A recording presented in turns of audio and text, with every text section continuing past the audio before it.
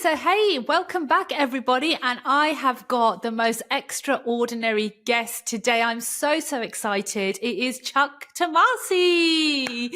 And for anybody that doesn't know Chuck, now he is a senior developer advocate at ServiceNow. He creates content and build community. He's very famous and known for his bow tie, and he's been using and building on the ServiceNow platform since 2008. He also produces 3 podcasts and is the co-author of Podcasting for Dummies. So Chuck, welcome to the show. I'm so excited. Oh, thank you so much. It's great to be here. I've been listening to your other episodes that you've had, and it is an honor to be among such company. Oh, do you know, the honor is all mine. When we met at the ServiceNow London Forum, I was like, from a background of, oh my God, that's Chuck. He's a celebrity. I must get my selfie with him. So I'm sure you had that a lot. But do you know what? I have to ask you, you are so well known. Like, you are such a recognized figure within the ServiceNow community. Like, how does it feel being like it is a mini celebrity? How does it feel for you? I feel honored and blessed that that this has happened to me, but it carries a responsibility with it as well. I recognize that I have to constantly be aware of what I represent and how I represent it. So it's it's a mixed blessing there, but I love the accolades and whatnot that people say. Oh, your video has helped me so much, etc. That's really the motivators we'll discuss later. It keeps me going. However, unlike big Hollywood celebrities or something, I could still go to the grocery store and nobody recognizes me. I have a normal life outside of ServiceNow, but that weekend knowledge, that's a taste of what Ryan Reynolds would get, for example, on any given Sunday. Yeah, absolutely. Well, that's it. I mean, yeah, I'm sure in Vegas, trying to go down to grab some milk, everyone would be like, oh my God, it's Chuck. I'm sure you go out in disguise. We're working on a plan to make that easier at the next now. Yeah, absolutely. So, well, look, I think for anybody that doesn't know you, right? So let's say somebody who's new to the industry in ServiceNow, someone who's literally just completed the Next Gen program. Can you just share your background journey? How you first got introduced to ServiceNow and how you've become the Chuck Tomasi of today? Sure. I've got to rewind the clock a little bit. I got interested in computers when I was in high school in the early 80s. So I've just given away my age. Went to college after that to get a computer science degree and a wife. That was a bonus. We met in college. I started with and worked for the same company for 22 years as a software developer, as a Unix administrator. Started building my own ticketing system to track our IT incidents when the web came about. I was an IT project manager, an IT manager, and my final role was as the global service desk manager when we brought in ServiceNow in 2008. It happened when our company decided to repatriate the help desk and consolidate, I think it was 4 disparate ticketing systems, none of which talked to each other. And I raised my hand and everybody thought I was crazy. Like, you want to be a help desk manager? I said, oh, this is an opportunity. It's like a distressed home that I can fix up. And I did it simply by starting a Google search looking for help desk software. ServiceNow was one of the options that came up. And I should say more appropriately, back then it was service-now.com. That was like the website and everything, orange check mark and all. Well, I always had a programming project in my desk, or my back pocket, as I like to say. I got to back up just a little bit to 2004, because that's when I started podcasting. We mentioned Podcasting for Dummies, etc. I thought I would just try it out and explore. And if my count is right, I was podcast number 50 in the world. So that's pretty early stuff, and still continuing to this day in one shape, form, or another. Back to 2008, I was asked to co-author the 2nd edition of Podcasting for Dummies, and that came about because I was volunteering my time writing for a podcast magazine, and the other co-author, T. Morris, he saw my work and knew it and needed a co-author for the second edition because the first edition decided to step back. Still a good friend of mine, Ivo Terra, lives here in Phoenix with me. And you fast forward to today, late 2023, and T and I have just been contracted to write the fifth edition of the book. So, I don't have enough work to do already. Yeah. Back to the day job and the ServiceNow journey that you asked about. We initially did a partial ITSM implementation of incident, knowledge, and catalog in about 42 days. From the time I went to admin training to the time we did a go live was just over a month. And I spent the next year planning, building, refining, and tracking. And I was fortunate enough to go to Knowledge 10 and won the first Innovation of the Year award, which hangs proudly over my left shoulder. Keep that on the screen just to remember humble beginnings, etc. Yeah. I was amazed by the people that were there. Started up a conversation with Gail, who sat right in front of me at the lock note, and she said she was interested in this application that I'd created. Also talked to a gentleman by the name of Wade, who was one of our partners, and he was going to implement problem and change management. Well, the week after I had returned, I'm putting together my Monday morning reports, and I was called into the conference room right next to my office, and there was the HR girl, and you don't need to you do your stretch of imagination to know this is the end of your job here after 22 years. No. Yeah, Yeah. I don't, why I was let go, whether it was financial, political, whatever, I don't know. And frankly, I don't care. Uh, that was a good life. I leave it behind. It was great experience. However, within hours, because of those two contacts I made, I had job leads from Gail and Wade within hours of being dismissed. I was sent home. I'll get into the details some other time, but in 3 weeks, I had an offer from ServiceNow as a technical consultant doing discovery deployments. Don't ask me how I went from ITSM to discovery, but they saw something on my resume that spoke to that role better than just a standard ITSM consultant. I did that for about 6 months, and then I was part of 2 large ITSM implementations where I got change management. In fact, I met some of these people in New York. They came up and said, "Hi, remember me? I'm from the blah blah blah company." I went, "Oh my gosh." A, you're still around, thank goodness. And B, you remember, me. And I said, our engagement manager's right over there at the next booth. Go say hi to John. It was kind of a mini reunion. And I love going to these events for that reason. About 2 years later, after I joined ServiceNow, I joined a team called Expert Services. These were sort of the, experts in professional services when you needed to go a little bit above and beyond. There was a custom implementation or a custom application. Now they call professional services customer outcomes if anybody's playing the bingo game at home. That's about when I started the Tech Now webinars in early 2013, which are now over 10 years old. Happy that they're still around, very popular, bring lots of people wonderful information. And that's also about the time I started wearing the bow tie. From there, I went to professional services enablement, which is a fancy word of saying internal training, for a couple of years to help the new technical consultants, engagement managers, business process consultants get up to speed. Then I did about 18 months as a pre-sales solution consultant for the platform team. Very similar to what I was doing in expert services, but this was a pre-sales, hey, can you help me show me what this solution might look like?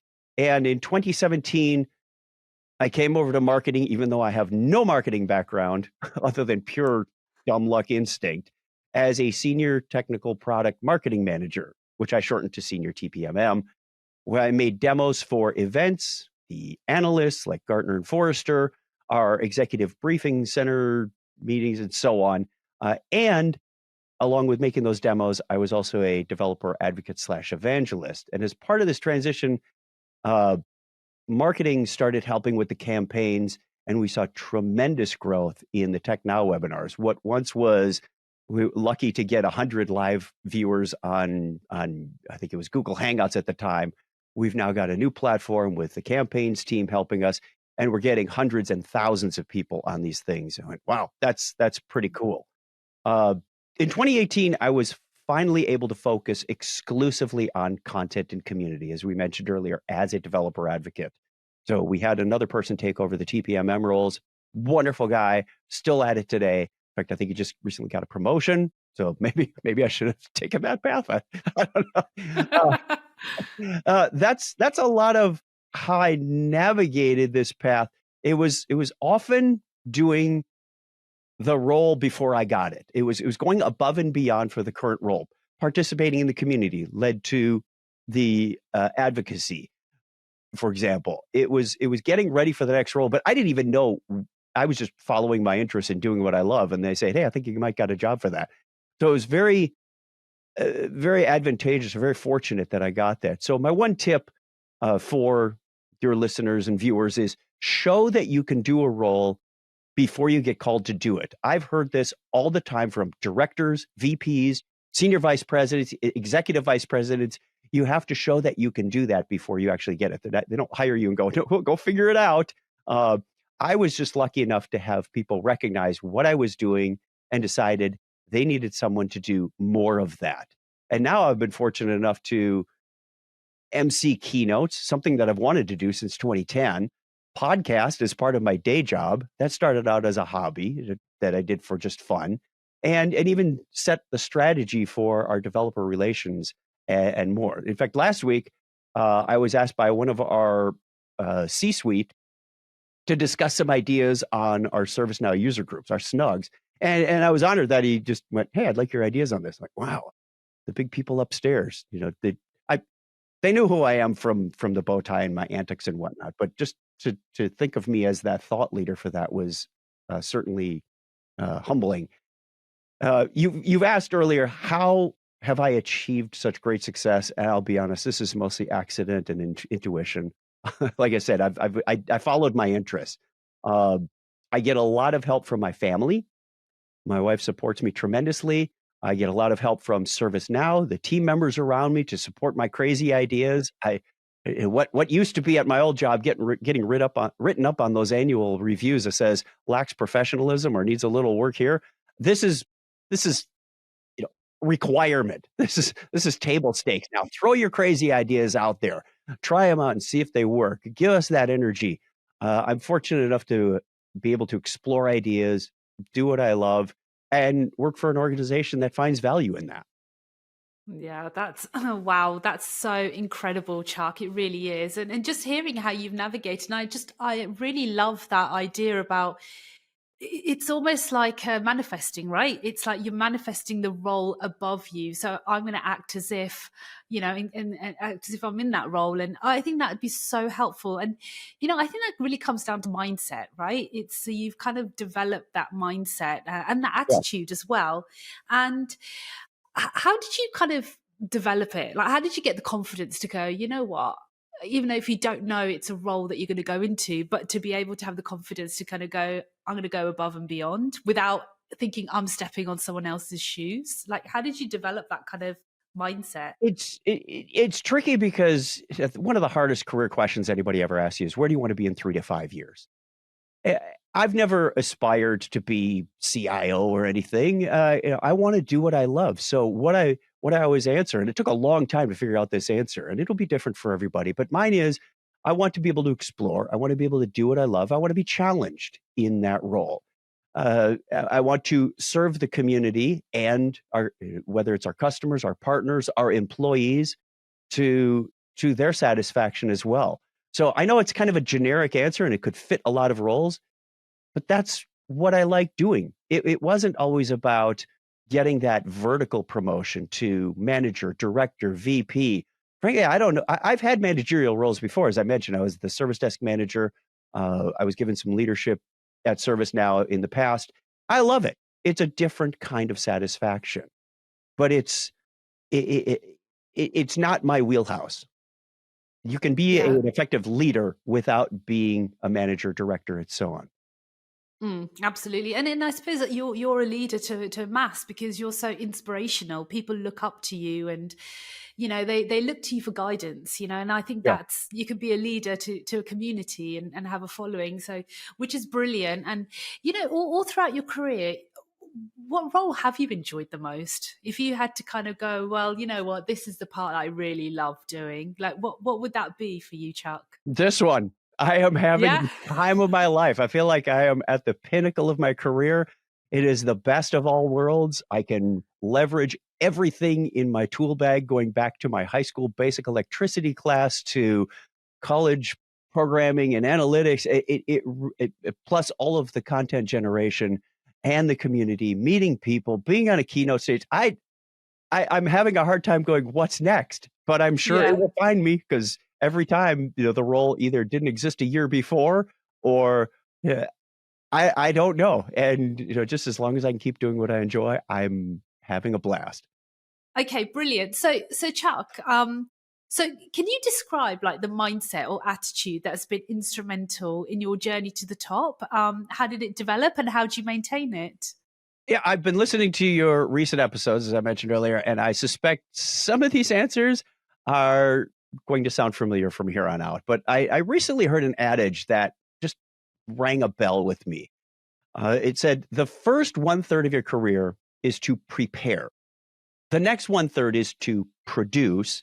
And finally, that last one third is to pass along that knowledge and skills. And my early mindset was to explore and find what my interests were. I'm into things like podcasting and Unix administration and whatnot. I nurtured the interest in software development with pet projects like that ticketing system that I built at work. I explored Unix systems that I administered to hone my craft in Unix administration, and running a dial-up Unix bulletin board system at home for years, which also played into the community aspect. Uh, I started teaching programming to adults at a local community college. And as I mentioned earlier, I started the podcasting, and those really prove valuable throughout the next 20 years. So my mindset for the last 10 to 15 years has been to learn, share, and change lives. It even says so on my website. Uh, I find learning challenging and fun. There's always something new to learn, especially with the ServiceNow platform. As new features are released, I feel like a homeowner walking through one of the DIY stores asking myself, "Ooh, what can I build with that?" Or how can that make my life even better or faster? Uh, I think that's pretty typical of the developer mindset. I find sharing as a responsibility, and it doesn't matter if you're the smartest person in the room if nobody knows about it. You've probably all heard, it's not what you know, it's who you know. My version 2 of that is, it's who knows what you know. Because it doesn't matter that I know you, Farah, but if you don't know what I know, that doesn't do me any good, and it certainly doesn't do you any good. So share what you know, help others grow, build your name and brand in that community. Also, celebrate your wins. When you get something done, you put it on social media. I finished this project. I learned this thing. Here's a quick tip. Don't think of this as egotistical. It's just flat out good career advice to put your name out there. Uh, when I hear that someone watched the videos I've done and passed a certification, that's very rewarding. So prepare, produce, and pass along. Learn, share, and change lives. And the second part of that was, how did it develop? Well, I'm trying to keep this short for you, but there's a lot of information here. I come from a family of 9 kids and 2 wonderful parents. They are the basis for how I started and who I am. My mom and dad showed us and exposed us to great customer service. I've got lots of stories, but I won't go into many of them here. Some of them involve, heckling customers or playing practical jokes on them, but I don't do that anymore. Well, try not to do that at ServiceNow. Yeah. I've literally been collecting a paycheck since I was 10 years old, working for my father, and I've had at least 1 and often 2 jobs. This is still happening if you think about the podcasting gig and ServiceNow and many other things. My parents really did an amazing job, and you also asked me how I maintain it, and that comes back to that reward section. Uh, I just finished up 4 weeks on the road with our World Forum events, and I met so many terrific people. Many expressed how much they love my videos and how they've helped them, and I truly, truly appreciate them saying that. That's the kind of thing that gets me out of bed in the morning. Yeah, yeah, that's incredible. That is, yeah, absolutely. And for anybody that wants to aspire to be, you know, like you and to share and to give back, where should they share this kind of content? Like how can they let others know? Great question. And I'll give you my journey on how I discovered that. As I was doing these implementations for customers, even prior to that, when I was a customer, I would discover something. I make a little note, keep it in Evernote or OneNote or even just a notebook. Mm. Just jot these things down. There'll be reference for you later, and it also helps to cement it in your head so you don't forget. What was that thing I did on that client script? I don't remember. What was that magic keystroke? So just by uh, writing it down. And then I've discovered a collection of these might make a good post, or even just one. Hey, did you know? A quick short video. The blog posts turned into videos, the videos and podcasts. So it sort of grew out of that collection of information. Go, why am I collecting this and not sharing it? I think everybody should know about this. And I'm still reminded of things that I had learned and forgot to share. My son-in-law did this to me a few weeks ago. He said, "Did you know about the JavaScript executor? For executing client-side code?" I say, "Yeah, I did." And I also remember it's not very well documented. So I'm going to make the next "Did you know" video. So that Yeah. it's all around us. Just social media is a great tool for getting your name out there without sounding bragful and boastful.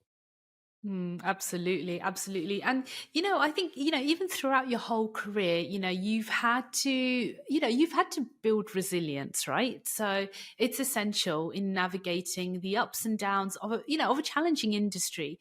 How have you built resilience, Chuck? And what strategies do you employ to bounce back from setbacks? So first, I agree. Resilience is terribly important. You can't let yourself get dragged down by one comment or one bad experience or a failed project. I'm going to go along with James from your recent episode and agree with routine. I think it's very important, especially as we work from home, to have that routine. You get up in the morning and you do your routine, and then you get to your desk and you clean the inbox first, whatever your routine is. One difference between him doing his daily review in the evening is I prefer to review my calendar and tasks first thing in the morning because I realize things change. We're in a global economy. Emails come in and go, "You've got a new appointment," or "Let's cancel this project." So reviewing it the night before may leave me exposed in the morning. And I know it even changes during the day. It's 8 a.m. I think I have a 10 a.m. appointment. Somebody moves it to the next day. That's fine. You keep up with those as you go. But I review mine in the morning. And when things do go pear-shaped, I love that phrase, by the way, Yeah. or off the rails if you prefer, I'm going to point back to my dad again. Because when I was growing up, if I did something that didn't work out in the way that I expected, uh, we always did kind of a retrospective. My dad would always say, "What did we learn from this?" And you can do this in good situations and bad situations. It doesn't matter. Uh, my brothers and sisters, we still joke about this today. We all got the same lesson. What did we learn from this? It's a fun thing to say, but it's so valuable. I've had some disappointments along the way, like a project that missed budget or went overdue. But I always look at it and get myself out of that hole going, "Oh, I feel really bad about that. I just want to curl up with a bucket of ice cream or something." Uh, but by looking at it and going, "What did we learn? How can I avoid this in the future?" Doing a retrospective is always helpful. I mentioned even good situations. I had one yesterday. I review those conversations, like James said earlier. We had a postal letter that was misdelivered. And I looked on the map and I even walked around the neighborhood and said, "This number doesn't exist. The street ends about 2 houses before this number should appear." So my wife looked up on the internet and found that this is a real person that lives at it ends in 40 instead of 48. They're on 22nd Street instead of 20th Street. So how it got to our house, I don't know. But I wanted to deliver this back to them. Well, she looked it up. She even showed me a picture. And yesterday I went out for my morning walk and there's the gentleman loading up his car. And I Oh, said, "I wow. think I got your letter." And I handed it to him. And as I was walking away, I said, "I never forgot to say, I forgot to ask, are you Paul?" I just gave it to some guy who looked like a picture. Could have been his brother. I don't know. But just doing that quick review going, how did that interaction go? And what are the takeaways from that? I should have Mm. asked for his name first. Lesson for the future. That's called Yeah. experience. And one of my favorite phrases that I remember from an old email signature is, experience is the comb that life gives you after you've lost all your hair. That is great. I love that. I'm gonna keep that as my motto. That's incredible. So, oh, that's amazing. And you know what? Just talking about your dad, I think it's just really lovely, and it's almost like he's someone that you've looked up to, right? It's and Absolutely. I believe, yeah, and I believe, even in a work situation, right? Everyone has mentors. Everyone has someone that Yep. they have guidance that's played in their sort of career progression. Have you had any role models yourself, Chuck, that have influenced your journey? I have. I am a firm believer in mentorship and coaching. And unfortunately, like most, I don't seek it out as often as I should. It is a powerful accelerator. My trigger is usually when I feel like I'm in over my head in a new subject or a role, or uh, trying to line up that next role or promotion I'm interested in. I have had the honor of having some amazing mentors who have quite literally transformed my career. When I was first brought on to the corporate team to repatriate the service desk at our last company, I reached out to a woman named Nancy. She was highly recommended, a colleague from another local area company, and she had like 15 or 20 years experience. Uh, when I was made an acting manager for our IT group in 2006, our existing manager was let go, and one of us decided to step up. It was me. Uh, I was in way over my head. I'd never been a first level manager before, but I was blessed to be mentored by a gentleman by the name of Mark Horstman, who is the co-founder of Manager Tools, popular podcast, popular website, wonderful company. And I, it was like drinking from a fire hose. He was intense, but it was very well done, and I did that for about 18 months, and very thankful for that experience. I now know, even though I'm an individual contributor, I know that mindset that managers and directors have, and I continue to listen to both their podcasts today. More recently, about a year ago, we were encouraged at ServiceNow to seek out mentorship. So I got paired, because of my aspirations and whatnot, with a gentleman named Sultan. He's a senior manager and director here at ServiceNow, and this was also the time that I was mentoring a developer as part of our developer mentorship program uh, outside the company. Wonderful woman. We talked about family, we talked about kids, we talked about her goals. She ended up going through a couple of job changes in that 8 to 12 months that we were engaged, and she ended up in a much happier place. So I'm thankful for all of this help. Uh, it was wonderful. The outside of this, I discovered that my role needs to evolve once again to focus on the developer relations strategy for our team and for our company. Uh, I started reaching out. I've been recommended books. I'm discovering Slack channels, and I want to get involved in this space, this community of communities.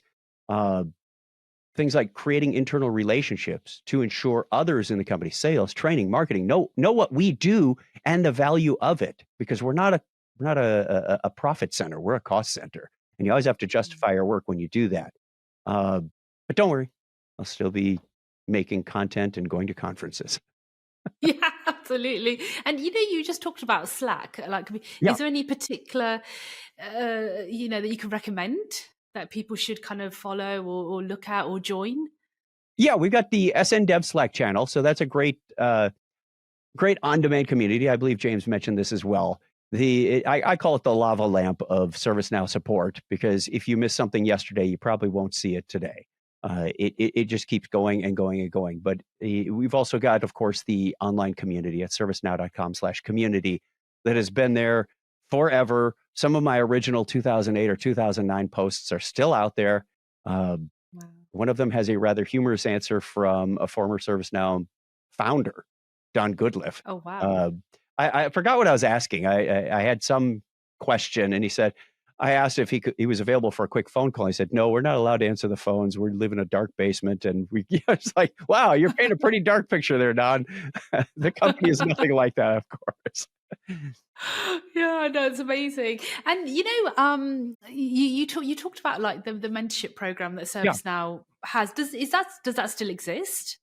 It Is does. that still going? We are revamping it, scaling it up because it was the developers exclusively last year, and we're trying to make that more of a community-wide thing. Uh, it was radically more successful than we had anticipated. So it took a few more resources than we had available. We want to make sure that we do it properly this time. Yeah, and so if anybody wants to get mentored, how can they put themselves forward to say, "Hey, can you mentor me?" Like, how can that happen? We're working on it both from the mentor and the mentee position. We don't have anything available Ooh. right now that I can point you to a URL, but it's coming. That's a 2024 goal of ours is to resurrect Oh, that. wow. Yeah. Oh, amazing. That's wonderful. And you know what? Just kind of talking about, people that are sort of new to the industry and service now who are establishing themselves, Mhm. what key skills or areas of expertise um, would you recommend that they should develop to help enhance their career prospects and stand out in the industry as well? Yeah, top of the list has to be communications on my list. Both giving and receiving. When you're giving that communication, know your audience. For example, if you're talking to somebody higher up in the organization, keep it short. If Bill McDermott were to ask me what's the status of the mentorship program today, I'd say, we're working on it. Everything looks good. It's on the docket. And if he wants more information, he'll ask for it. I like to Yeah. call this if you're writing or even saying this, uh, the acronym is BLUFF. Keep the bottom line up front. Regardless of whether it's written or spoken, start with your point. Don't bury that lead. Let them know in the email, even if it's half a page long, you say, I need your input on this, or could you help me escalate this? Just some way to let them know what's going on, because I've been caught by this. You've been caught by this. You read through this multi-paragraph email going, what? It's nice background information, but get to the point. I have no idea what you're asking for. That's great advice, that is. So, yeah, amazing. And, what's your feelings about, or should I say your thoughts about the ServiceNow certifications? Like, which certifications would you recommend for those starting out and looking to enhance their careers? So, like many other industry certifications, these are important. Uh, Again, I'm going to sound a lot like James. it's, they can validate you when you're just starting out. You want to prove you've been trained and your training is current. They can also differentiate you from the competition. Let's say you and another hiring candidate both have 3 years of roughly the same experience. I know everybody, all things being equal, and they never are, but let's assume they're pretty darn close at this point. Uh, you've got three certs that they don't. That's something that a hiring manager is going to take note of. That puts you just a notch above. Uh, they can prove to your hiring manager or your client that you've kept up to date. Those deltas are very important. You certainly wouldn't want me doing your ITSM implementation because that knowledge has long since sailed. Uh, yeah, I think I was last doing that in 2013 and expired. As for Right. which ones, it's a bit like asking what degree you should get in college. Some is context slash career slash opportunity dependent. Like, what are you being asked to do? What work is coming your way? What are you interested in? So definitely you want to get that certified sysadmin, the CSA for sure. That's your baseline. And again, to repeat after James, the ITSM implementation specialist is a good follow-up. Gives you the core skills to understand processes and how they're hooked together and implementations. Uh, Next is up to you. I mean, it could be customer service management, CSM, could be HRSD, could be app dev. It's your call based on your interests and your potential job opportunities. Yeah, that's great advice. And I think that is really important as well, is that the interest needs to be there because it will make the learning so much more fun, and you'll enjoy it, and it will make it easy for you as well, which is great. So, and just kind of going back to the learning kind of side of things. I know we touched upon this earlier, Mhm. but ServiceNow is rapidly evolving. It's got new features, it's got new updates. I mean, with AI as well coming in, how can people, young professionals, but anybody who's been in ServiceNow for 10 years or so, how can they stay up to date with the latest advancements and just make sure their skills remain relevant and in demand? Yeah, no surprise, now learning. There's always new content there to keep up. We're starting the generative AI controller, I believe, is now available out there, so you can learn about the AI features as they become available. There's going to be a little lag. You got to give us time to get the release solidified, and then process it into training materials, and then validate it and release it. But that's a great way to do it. Now learning. There's also now community where you can share and learn with friends. I mentioned that before. Great online community and referenceable for, well, 15 years at least. I mentioned the SN Dev Slack server.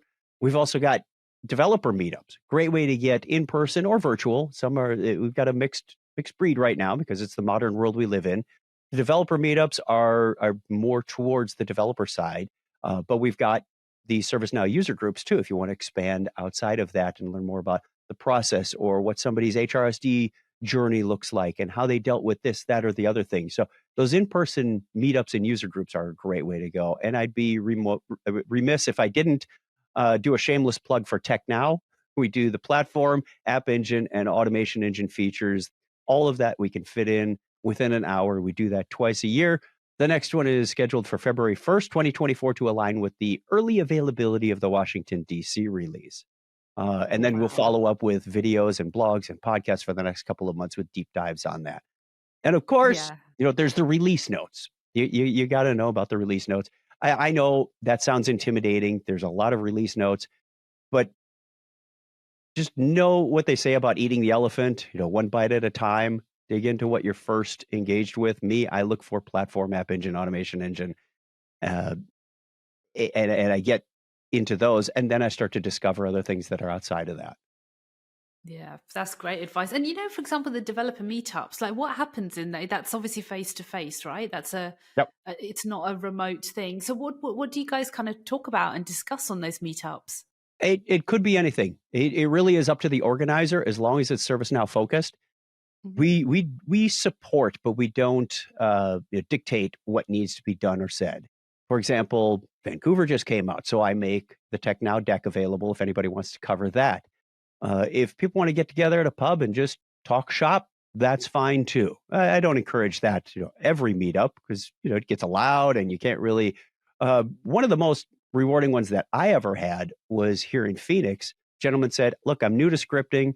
I wrote this 150-line script include. Let's go over it. I want to learn more. I want to learn where I can do better." And we introduced him things like system properties. He didn't know how to interact with that. So it was just a good learning and growing session. You never assume that everybody knows everything, but if somebody's willing to put themselves out there and share what they've just learned or expose themselves to be open to learn more, that's a great way to go too. We played at the ones for the World Forums. We played a game of Jeopardy that I'd written on ServiceNow. Partway through, we stopped and said, "Here's how the app was built."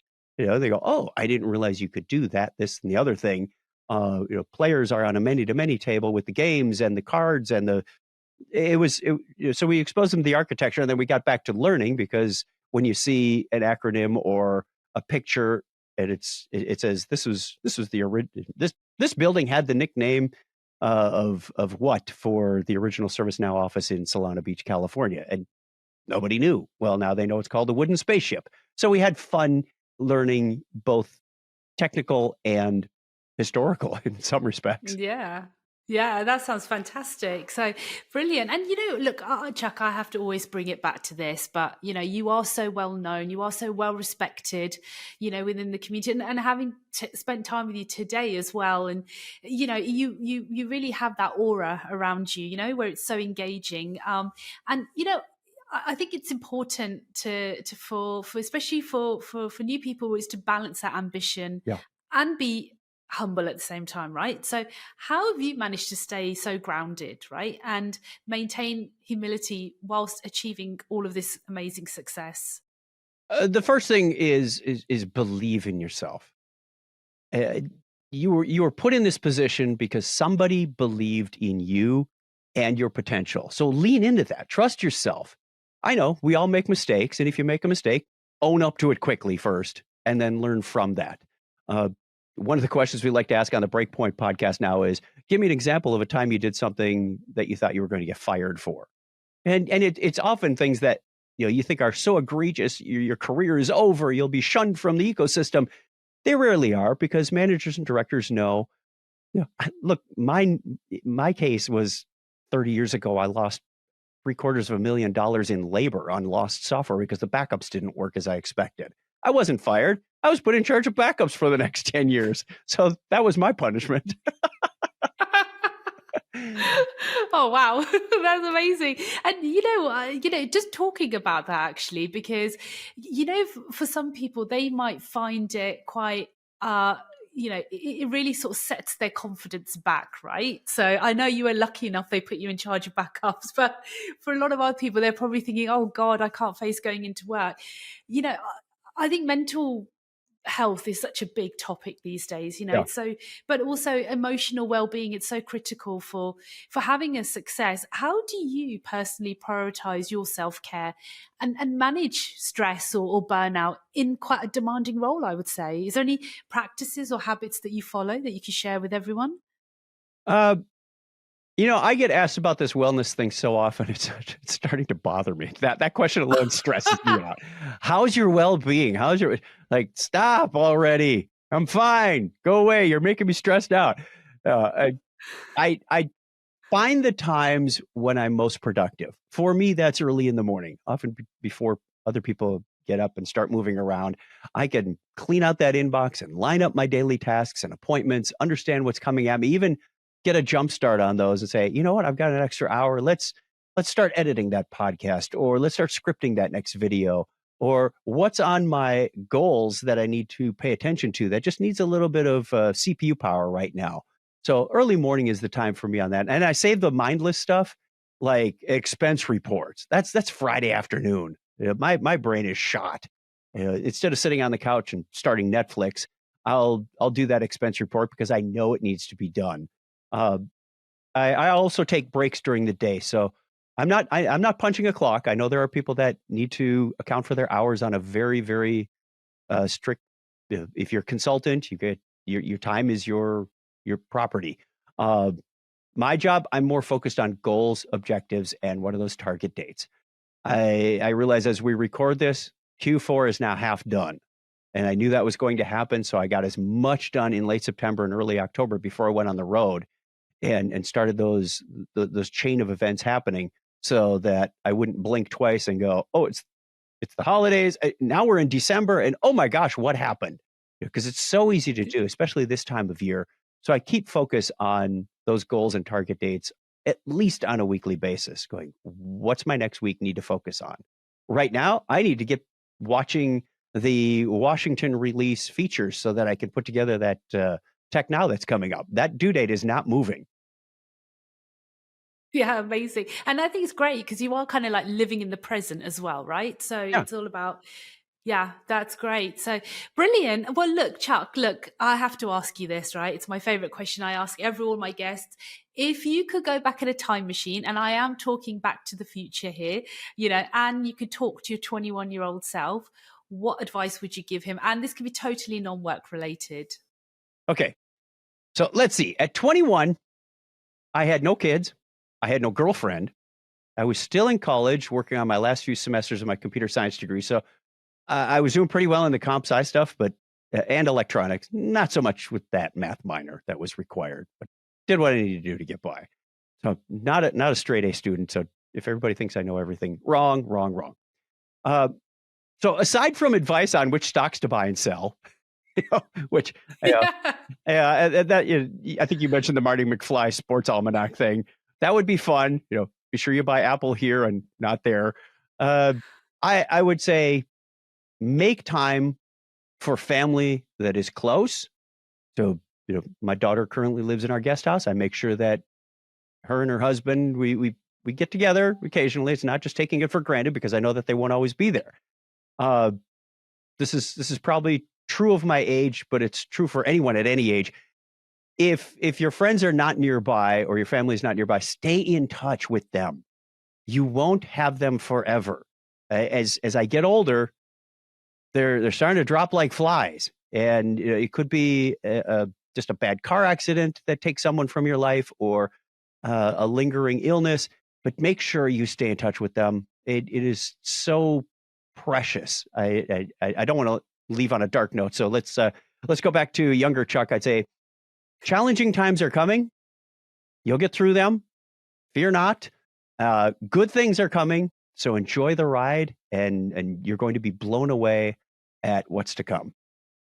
Yeah, I love that. I love that. And you know what? Going back, I know you said, oh, it was a bit of a dark thing to say, but can I just add to that? I did hear a quote from somebody who said, live your life as if it really is your last day, Yeah. because that is the key to happiness. Because if you realize that you're not immortal, and you are mortal, and there is going to be a day that you will sort of die, as grim as it sounds, Yep. you will then think, I haven't got time to be unhappy and miserable. I haven't got time to do that because I've got to live my best life. So yeah, it's definitely something that I live by, for sure. So yeah, and it really does change your perspective, which is amazing. So yeah, look, Chuck, it's been amazing to talk to you. And so for Thank you. anybody, like, I was lucky enough to meet you in London in the World Forum. For anyone that wants to see you in person, like, where are you going to be? What's your plans?